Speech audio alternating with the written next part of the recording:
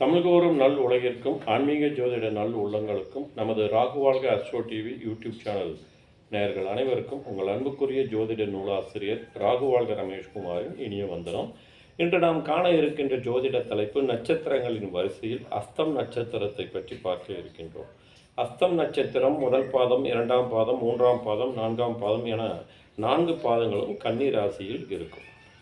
அஸ்தம் நட்சத்திரத்தில் பிறந்தவர்கள் பிறகு பார்த்து கொள்ளலாம் என்று தள்ளி போடாமல் குறித்த காலத்தில் ஒரு விஷயத்தை செய்தால் வெற்றி உண்டு. சோம்பேறித்தனம் கூடாது. கல்வி கேள்விகளில் வல்லவர். பசிக்கும் ஆனால் சிற்றுண்டி பிரியர். வாழ்வில் இன்பங்களை அனுபவிக்கக்கூடியவர். மக்கள் போற்றும் மகத்தான வாழ்க்கை உண்டு. ஆற்றல் உடையவர். நல்ல தோற்றம் உடையவர். உறுதியானவர். நல்ல சிந்தனை உடையவர். விருந்தோம்பல் பண்பு மிகுந்தவர்.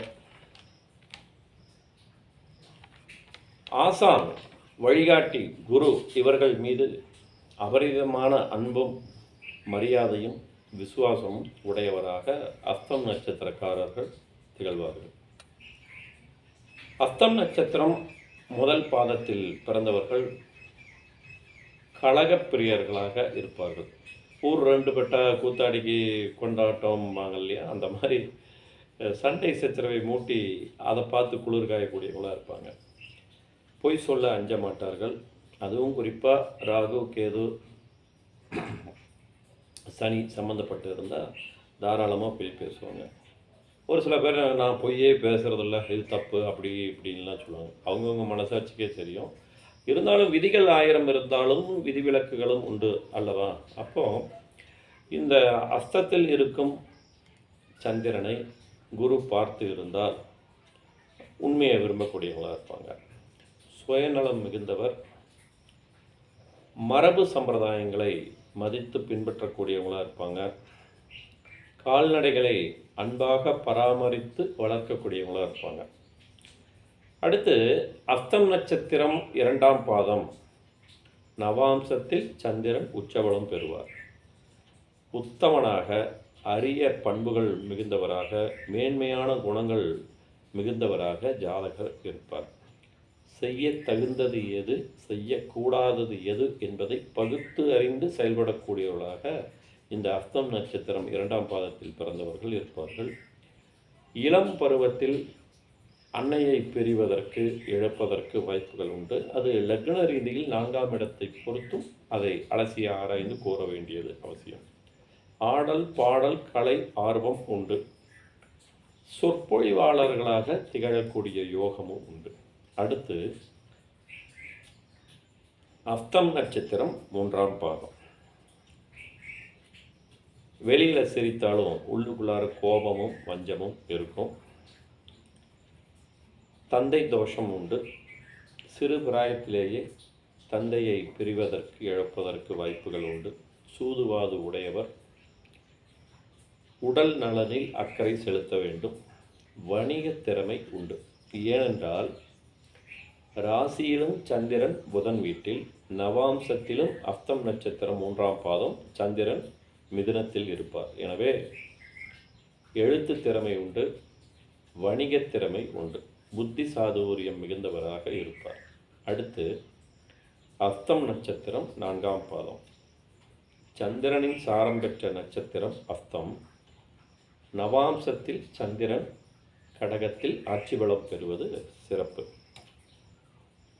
அறவழியில் வாழ்க்கை நடத்தக்கூடியவராக, பிறர் போற்றும் விதத்தில் வாழக்கூடியவராக ஜாதகர் விளங்குவார். தான தர்மங்கள் செய்யக்கூடியவர். கொடைவள்ளல் என்று பெயர் எடுக்கக்கூடியவர். நல்ல தோற்றம் உண்டு. ஆனந்தமாக வாழக்கூடியவர். தகுதிகள் அதிகம் உடையவர். தாயை மதித்து போற்றக்கூடியவர். நற்புகழ் உடையவர். புகழ் எல்லாருக்கும் உண்டு. ஆனால் அது நற்புகழா, தீப்புகழா, தீய புகழா அப்படிங்கிறது நம்ம அலசி ஆராயணும் இல்லைங்களா? அந்த மாதிரி அஸ்தம் நட்சத்திரத்தின் விருட்சம் பார்த்திங்கன்னா ஆத்தி மரம். அடி ஆத்தி அப்படின்னு சொல்கிற அந்த ஆத்தி வேறு. இந்த மரத்தின் பெயர் ஆத்தி. அப்போது தர்மபுரியில் இருக்கக்கூடிய வேளாளீஸ்வரர், திருவாரூர் வேதபுரீஸ்வரர், செய்யாறு வேதபுரீஸ்வரர், ஏமப்பூர் வேதபுரீஸ்வரர் கோவிலுக்கு சென்று ஜென்ம நட்சத்திர நாளில் அபிஷேகம் செய்து அர்ச்சனை செய்து வழிபடுவது மேன்மையான பலன்களை தரும். அஸ்தம் நட்சத்திரம்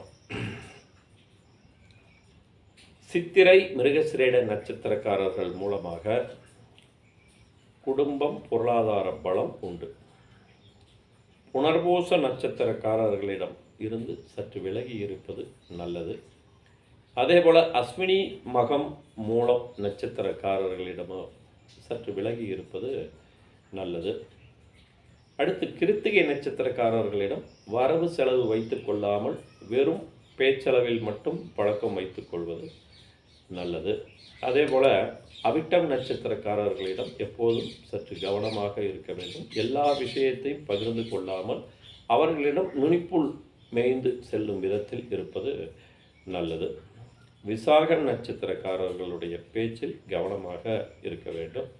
அதேபோல் கேட்டை ரேவதி ஆயில்யம் நட்சத்திரக்காரர்கள் உங்களுக்கு அன்பும் அனுசரணையும் ஆதாயமும் செய்யக்கூடியவர்களாக இருப்பார்கள். வழிகாட்டிகளாக உத்தமர்களாக உங்களுக்கு நன்மையை செய்யக்கூடியவர்களாக இருப்பாங்க. நேயர்களே, நமது ராகு வாழ்க அஸ்ட்ரோ டிவியில் இதுபோன்று நட்சத்திரங்களை பற்றி தொடர்ந்து பார்த்து வருகின்றோம். லைக் பண்ணுங்கள், கமெண்ட் பண்ணுங்கள், ஷேர் பண்ணுங்கள், மறக்காமல் சப்ஸ்கிரைப் பண்ணுங்கள். உங்கள் ஜாதகத்திற்கேற்ற பலன்கள் காண விரும்பும் அன்பர்கள் அடியேனின் வாட்ஸ்அப் கைபேசி எண் 96 29 15 97 17, அதாவது 9629159717 என்ற எண்ணிற்கு உங்களுடைய பெயர், உண்மையான பிறந்த தேதி, மாதம், வருடம், நேரம், பிறந்த ஊர், ராசி, நட்சத்திர லக்ன விவரங்களை குறிப்பிட்டு தகுந்த தட்சணை கால அவகாசத்தில் உங்களுடைய ஜாதகத்திற்கான வழிகாட்டுதல் பலன்களை பெறலாம். மீண்டும் நல்லதொரு பதிவில் சந்திப்போம். வாழ்க வளமுடன்.